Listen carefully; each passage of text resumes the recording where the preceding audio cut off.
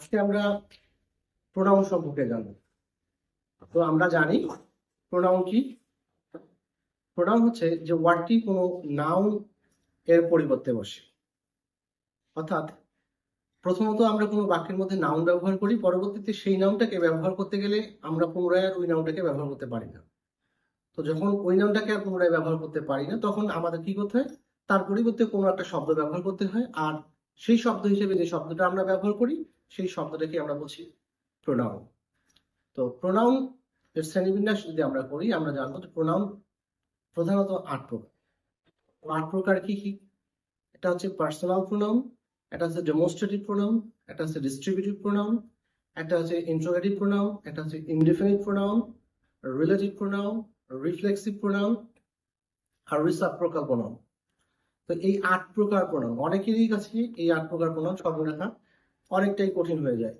তো সেক্ষেত্রে আমরা একটা কৌশল অবলম্বন করতে পারি। তো কৌশলটা কি?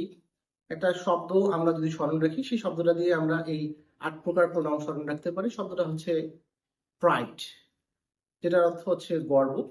তো আমরা গর্ব করেই বলতে পারি যে আমরা প্রোনাউনের শ্রেণীবিন্যাস জানি। প্রাইড শব্দটা দিয়ে আমরা কিভাবে স্মরণ রাখতে পারি?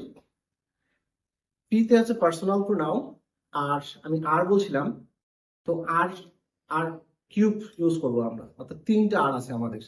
একটা আছে রিলেটিভ, একটা আছে রিফ্লেক্সিভ, একটা আছে রেসিপ্রোকাল। আর আইতে দুটা আছে, একটা আছে ইন্ট্রোগেটিভ, একটা আছে ইনডেফিনিট।